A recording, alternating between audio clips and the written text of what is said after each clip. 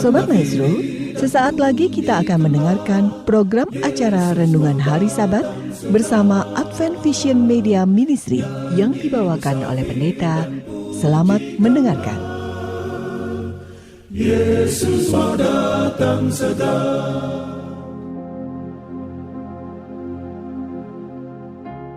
Selamat pagi dan selamat Sabat, saudara-saudaraku yang dikasihi oleh Tuhan. Salam sejahtera untuk seluruh pendengar Maestro yang kami sangat kasihi.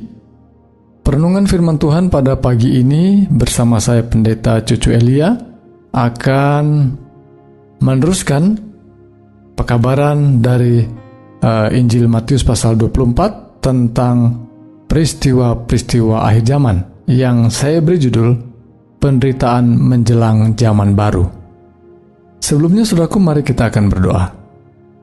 Bapa yang bertahta dalam kerajaan sorga, terima kasih untuk berkat Tuhan.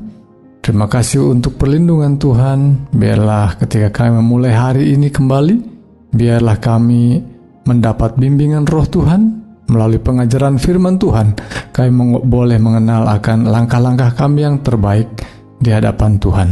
Dalam nama Yesus Kristus kami berdoa dan mengucap syukur. Amin.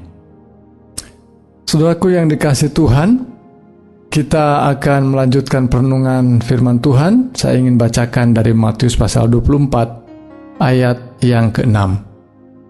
Kamu akan mendengar deru perang atau kabar-kabar tentang perang. Namun berawas-awaslah, jangan kamu gelisah, sebab semuanya itu harus terjadi, tetapi itu belum kesudahannya. Sebab bangsa akan bangkit melawan bangsa, dan kerajaan melawan kerajaan. Akan ada kelaparan dan gempa bumi di berbagai tempat. Akan tetapi semuanya itu barulah permulaan penderitaan menjelang zaman baru. Saudara-saudaraku yang dikasihi oleh Tuhan, kita berada di ujung yang disebut dengan akhir zaman. Dan saudaraku sekalian, bila mana kita membaca dan memperhatikan apa yang terjadi di hadapan kita, apa yang terjadi juga dengan adanya media-media, kita dapat mendengar, membaca bahwa ada banyak peristiwa yang ganjil di tengah-tengah kehidupan kita ini. Baik peristiwa bencana alam yang menghebohkan yang belum pernah terjadi sebelumnya, demikian juga pandemi yang mungkin sebagian dari kita mengalami sebelumnya. Demikian juga peperangan yang semakin lama semakin menghebat dan menewaskan banyak orang, bahkan ribuan orang. Saudaraku, peristiwa-peristiwa ini memang sebagian kita sudah mengetahui dan mengalaminya.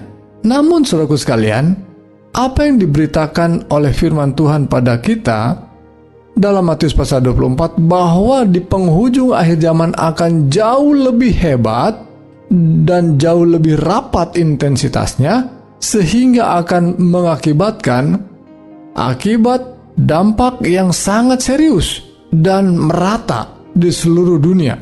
Dan tentunya ketika satu wilayah atau satu negara yang makmur seandainya ada, waktu itu akan menolong, di negerinya sendiri mengalami hal yang sama. Jadi sulit sekali mendapat pertolongan dari yang lain. Maka situasi itu akan semakin sulit dan semakin sulit, dan sangat mungkin orang dapat berpikir secara abnormal. Orang mungkin sangat emosional dalam kondisi yang sangat kritis.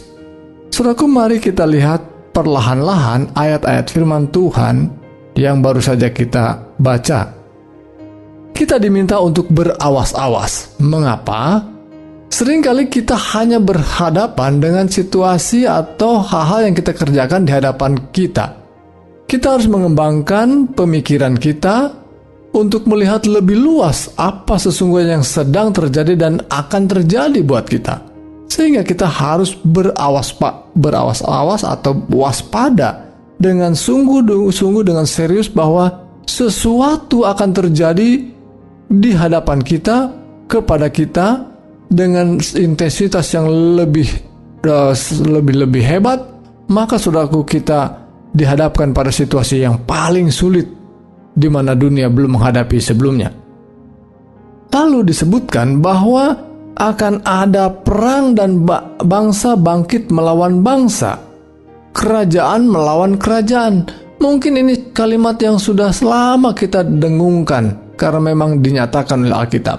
Tetapi saudaraku, belum terjadi, walaupun mungkin kita menyebutnya ada perang dunia pertama, perang dunia yang kedua, dan mungkin akan ada perang dunia yang ketiga.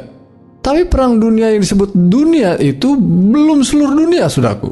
Ya, sesungguhnya belum seluruh dunia, tetapi memang lebih banyak negara yang terlibat sehingga disebut dengan perang dunia.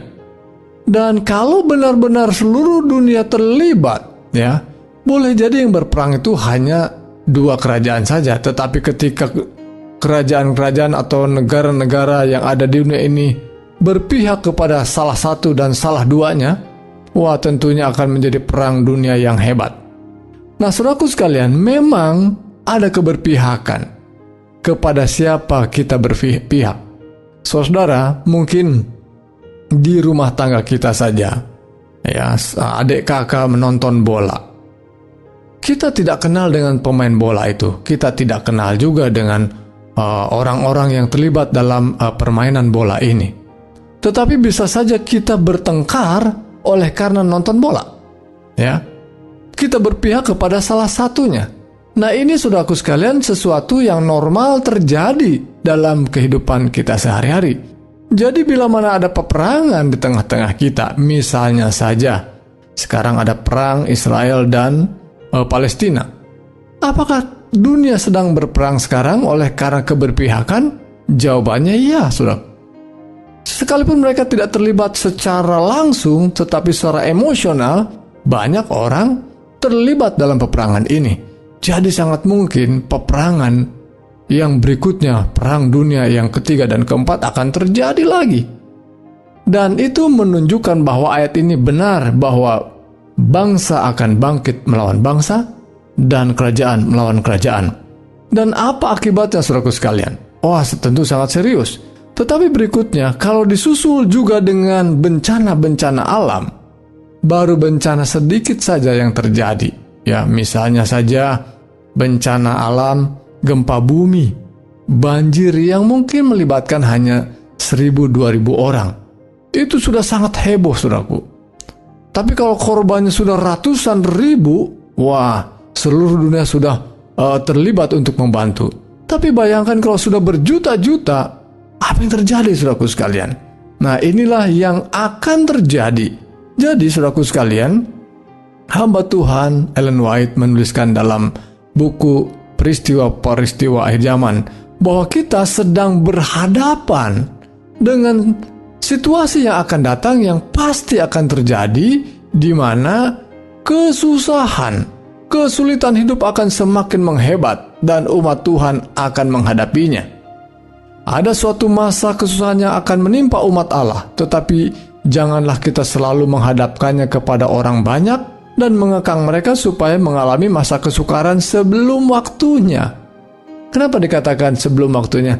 Banyak orang sebelum ada kesusahan yang hebat saja sudah menyusahkan dirinya dengan hal-hal yang dia melakukan sesuatu yang membuat dirinya mengalami kesusahan.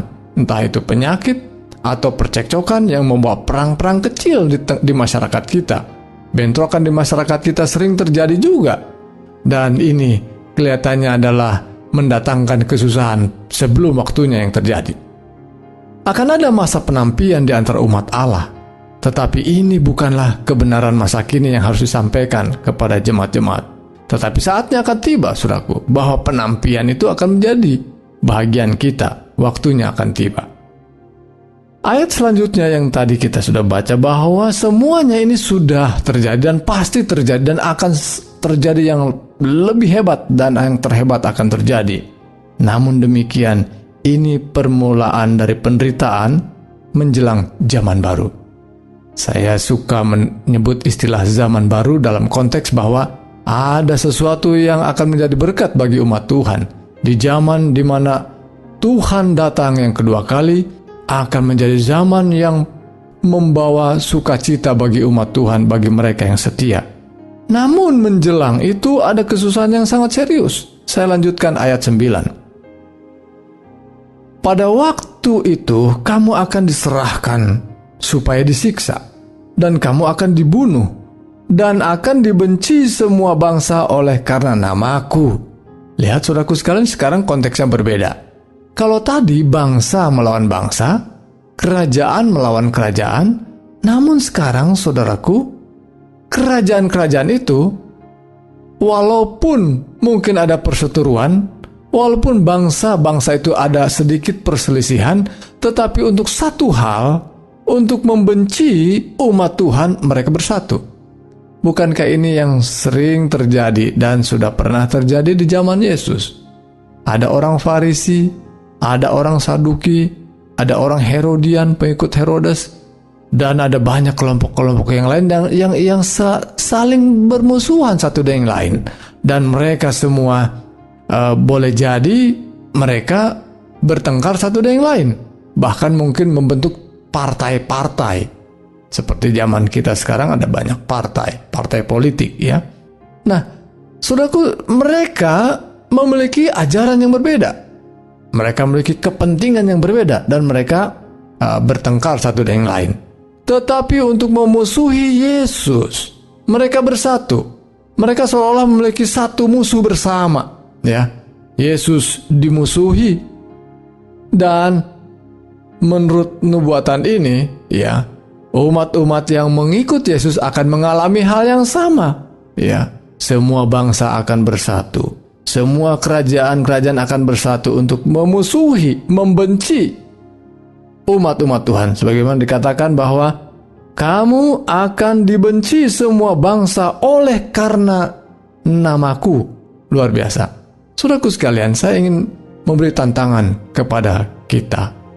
Bila mana situasi itu seperti ini yang terjadi, tetangga kita, bahkan keluarga kita, saudara kita yang tadinya bersama dengan kita, mereka bersatu membenci kita oleh karena nama Tuhan, oleh karena kita percaya kepada Tuhan kita Yesus Kristus. Dan itu dinubuatkan dengan sangat jelas. Waktunya akan tiba, kesusahan akan menimpa umat Tuhan. Begitu dinubuatkan oleh hamba Tuhan. Dan saudaraku, dalam ayat 9 ini dikatakan bahwa mereka akan diserahkan untuk disiksa, dan kemudian juga kamu akan dibunuh. Pertanyaan yang kita perlu renungkan, mengapa orang-orang yang setia kepada Tuhan ini tidak dibunuh saja sekaligus? Nggak perlu disiksa dulu, ya. Kenapa harus disiksa? Sesungguhnya ini pertanyaan yang bisa terjawab dengan mudah, saudaraku sekalian. Mengapa mereka harus menyiksanya? Kalau mereka sudah membenci, bunuh saja. Tapi tidak demikian, saudaraku. Penyiksaan itu dilakukan untuk bisa merubah pemikiran, untuk bisa merubah iman mereka, untuk boleh merubah jalan pikiran mereka yang dianggap sesat. Jadi saudaraku sekalian, ini bukan persoalan politik, ya, bukan persoalan perdebatan ya politik, tetapi ini ini adalah perdebatan soal keimanan. Siapa yang kita percaya, siapa yang kita sembah. Dan ketika kita berbeda ajarannya, ketika kita berbeda yang disembahnya, maka kita menjadi sasaran untuk dibenci dan diusahakan untuk ditobatkan, ya. Zaman yang lalu di pertengahan, ya, yang disebut dengan zaman pertengahan, ada kelompok-kelompok umat Tuhan yang percaya, disiksa, dan unsur penyiksaan atau sebutlah ada ruang-ruang, alat-alat penyiksaan dibuat dengan sengaja untuk memang dibuat untuk menyiksa dan membuat mereka mau kembali dari jalan yang salah. Siapa yang membuatnya? Bukan orang-orang di pemerintahan, saudaraku sekalian. Yang mengendalikannya adalah bahkan gereja. Gereja di zaman pertengahan sangat berkuasa. Bahkan pemerintahan, raja-raja dan presiden-presiden akan turut kepada sang penguasa gereja ini. Sehingga semua orang yang ajarannya berbeda dengan gereja ini akan disiksa dan diusahakan dikembalikan, ditobatkan kembali. Namun demikian saudaraku sekalian, mereka pada akhirnya yang setia dibunuh, bahkan dibakar hidup-hidup. Jadi saudaraku sekalian, ini bukan cerita dongeng. Nubuatan ini sudah pernah terjadi dan akan terjadi lagi, sangat serius. Pada waktu itu kamu akan diserahkan supaya disiksa dan kamu akan dibunuh. Sekiranya mereka tidak mau mengikuti akan kemauan sang penguasa, maka kita akan dibunuh. Selanjutnya saudaraku, ayat 10, dan banyak orang akan murtad dan mereka akan saling menyerahkan dan saling membenci. Ujung-ujungnya saudaraku sekalian, banyak juga mereka yang tadinya setia, tadinya mereka mengakui akan kebenaran, akan percaya kepada Yesus Kristus yang adalah Tuhannya, mereka murtad. Jadi saudaraku sekalian, kalau ada orang murtad bukan hal yang aneh, karena sudah dinubuatkan bahkan banyak orang akan murtad dan bahkan saling membenci, saling menyerahkan. Kata menyerahkan di sini saudaraku sekalian, ini adalah proses di mana ketika saudara kita, sahabat kita tidak cocok dengan kita, dengan mudah saja melaporkan dan menyerahkan kita ke pengadilan. Di pengadilanlah ditentukannya apakah boleh kembali ke jalan yang benar dalam tanda kutip sesuai kemauan mereka, atau mereka layak dibunuh. Jadi saudaraku sekalian, nubuatan demi nubuatan, kalimat demi kalimat menunjukkan sesuatu yang benar, realita pernah terjadi pada zaman sebelum kita saat ini. Dan firman Tuhan akan terus berulang sesuai dengan nubuatan sampai pada akhir zaman. Dan karena makin bertambahnya kedurhakaan, maka kasih kebanyakan orang akan menjadi dingin. Semakin dingin, semakin tidak peduli. Dan saudaraku sekalian, bila mana hari ini kita masih mengembangkan kasih dan kepedulian kepada saudara-saudara kita yang membutuhkan, yang paling hina, kita sedang melatih hidup kita, karakter kita, sehingga boleh teruji pada masa-masa yang paling serius yang akan datang. Masa-masa kesulitan itu kita akan tetap setia, kita akan tetap menunjukkan kepedulian dan kasih kepada setiap orang. Ayat selanjutnya 13, tetapi orang yang bertahan sampai pada kesudahannya akan selamat. Siapakah yang bertahan? Orang-orang yang bertahan adalah orang-orang yang saat ini sedang melatih dirinya setia. Dalam situasi yang sulit saat ini, dia tetap menunjukkan kesetiaannya pada Tuhan. Jangan pernah saudara-saudaraku sekalian ada istilah terdampar ke sorga, ya, dalam arti bahwa saya tidak berencana ke sorga, tetapi tiba-tiba ada di sorga, ya. Maksudnya orang-orang yang tidak setia saat ini tidak mungkin akan setia pada situasi yang paling sulit. Maka saudaraku sekalian, latihlah diri kita menjadi pribadi yang setia kepada Tuhan. Namun saudaraku sekalian, ada hal yang penting dari ayat yang ke-14 mengingatkan bahwa semua peristiwa ini akan diakhiri dengan satu hal yang penting, dan Injil Kerajaan ini akan diberitakan di seluruh dunia menjadi kesaksian bagi semua bangsa. Sesudah itu barulah tiba kesudahannya. Artinya saudaraku apa? Bahwa Tuhan kita adalah Tuhan yang adil. Allah kita adalah Allah yang fair play, dalam arti ketika Tuhan akan menghukum, ketika Tuhan akan mengadili umatnya dan menghukum mereka yang tidak setia, Tuhan akan memastikan bahwa pekabarannya sampai ke setiap telinga, sampai kepada setiap pribadi, untuk memastikan bahwa mereka mau menerima kasih karunia Tuhan atau menolaknya. Jadi pemberitaan firman Tuhan, kesaksian orang-orang yang benar, yang hari ini sangat dibutuhkan. Bila mana saudara adalah orang-orang yang memang hari ini tetap setia, kita ditunggu oleh banyak orang untuk kesaksian kita boleh didengar banyak orang. Saudaraku, Kristus telah memberikan amaran pada murid-muridnya tentang kehancuran Yerusalem. Ya, pada perikop berikutnya kita akan melihat lebih luas lagi tentang kehancuran Yerusalem dan tanda-tanda akan terjadi dalam pasal ini, pasal 24 buku Matius. Menunjukkan bahwa peristiwa-peristiwa akan terjadi yang sangat-sangat menghebohkan. Dan kehancuran Yerusalem melambangkan kebinasaan dunia yang terakhir dengan api. Bila mana kita coba membandingkan, membayangkan peristiwa kebinasaan yang terjadi di Yerusalem pada tahun 70 Masehi ketika bangsa Roma menghancurkan Yerusalem, kota Yerusalem, begitu mengerikan. Karena sebelum mereka menghancurkan, cara menghancurkan sebuah kota itu dengan cara mengepung, karena mereka menggunakan tembok yang tebal, tembok yang kuat, sehingga cara yang paling ampuh adalah mengepung kota. Ya, cerita pengepungan dalam Alkitab ada sesuatu yang lazim tentunya.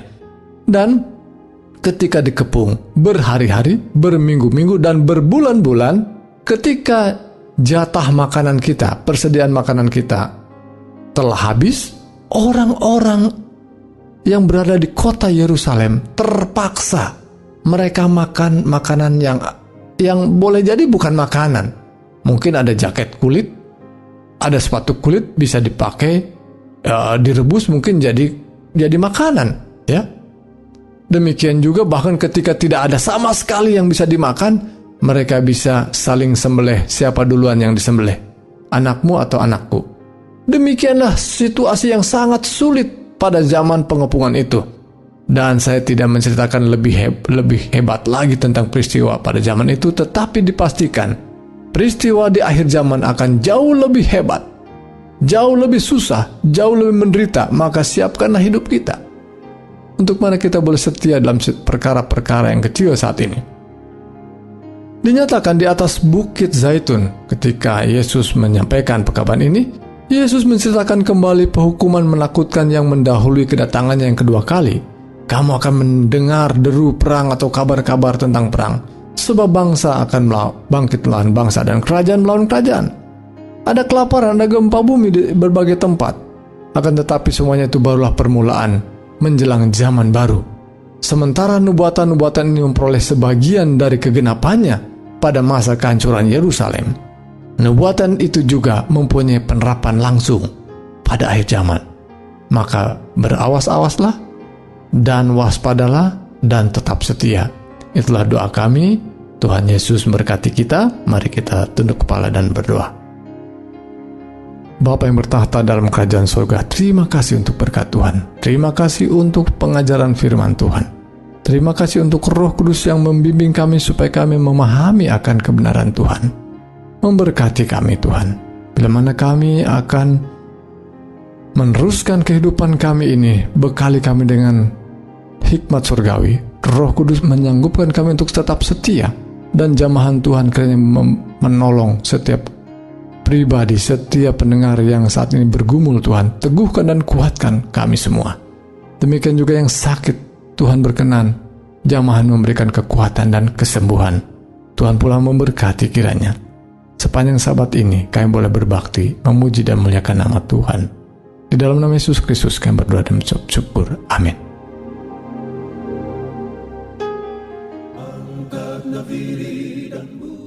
Sobat Maestro, Anda telah mendengarkan program acara Renungan Hari Sabat bersama Advent Vision Media Ministry. Untuk tanggapan pendengar, hubungi 087 888 777 689. Terima kasih atas kebersamaan Anda. Tuhan memberkati.